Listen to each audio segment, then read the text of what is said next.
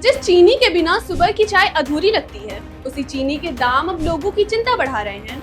लेकिन इस बार सवाल सिर्फ महंगाई का नहीं है, सवाल E20 को लेकर भी उठ रहा है। आखिर चीनी महंगी क्यों हुई? क्या गन्ने का इस्तेमाल चीनी से ज्यादा एथेनॉल बनाने में हो रहा है? और अगर सरकार कह रही है कि E20 जिम्मेदार नहीं है, तो फिर बढ़ती कीमतों की असली वजह क्या है? आइए जानते हैं इस रिपोर्ट में। नमस्कार दोस्तों, मैं हूं तृषा शुक्ला और आप देख रहे हैं आपकी खबर राजनीति। दोस्तों, सबसे पहले आसान भाषा में समझते हैं कि E20 क्या है। E20 यानी ऐसा पेट्रोल जिसमें करीब 20% एथेनॉल मिलाया जाता है। सरकार का कहना है कि इससे बाहर से आने वाले तेल पर हमारी निर्भरता कम होगी, देश का पैसा बचेगा और किसानों को भी फायदा मिलेगा। लेकिन अब कहानी का दूसरा हिस्सा समझिए। एक तरफ सरकार देश में एथेनॉल का इस्तेमाल बढ़ा रही है और दूसरी तरफ चीनी के दाम बढ़ रहे हैं। ऐसे में सवाल उठना स्वाभाविक है कि क्या दोनों चीजों के बीच कोई संबंध है। हाल ही में चीनी की कीमत में अच्छी खासी बढ़ोतरी रखी गई। 20 जुलाई को जहां कीमत करीब 48 रुपए 18 पैसे प्रति किलो थी, वहीं 20 अगस्त को ये बढ़कर करीब 55 रुपए 70% किलो पहुंच गई। अब सवाल सीधा है, आखिर चीनी इतनी महंगी क्यों हुई? सरकार की सफाई है कि क्या सीधा कारण E20 या एथेनॉल के लिए गन्ने का इस्तेमाल नहीं है।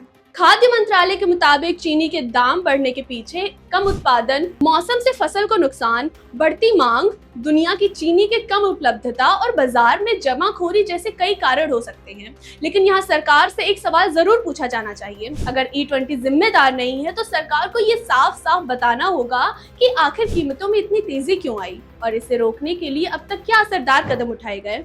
क्योंकि आम आदमी के लिए वजह चाहे जो भी हो, उसे तो चीनी महंगी ही मिल रही है।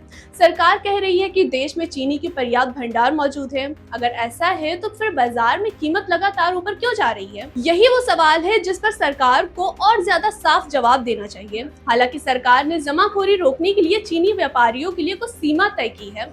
ये नियम 1 अगस्त से लागू किए गए हैं और 30 नवंबर 2026 तक रहने हैं।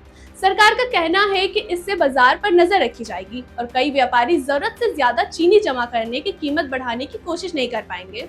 लेकिन सवाल फिर वही है, क्या सिर्फ नियम बना देने से महंगाई रुक जाएगी?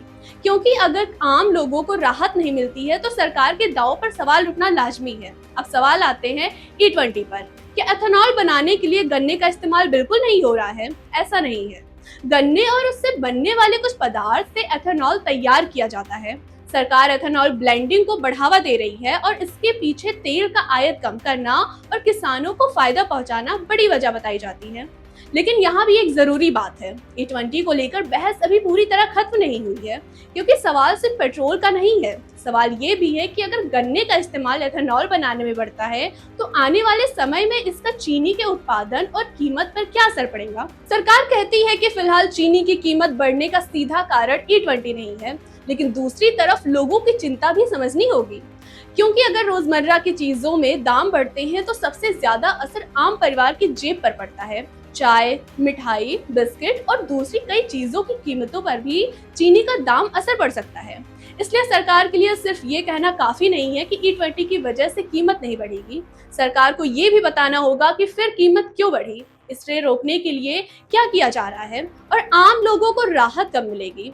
हालांकि अभी तक उपलब्ध जानकारी के आधार पर यह कहना सही नहीं होगा।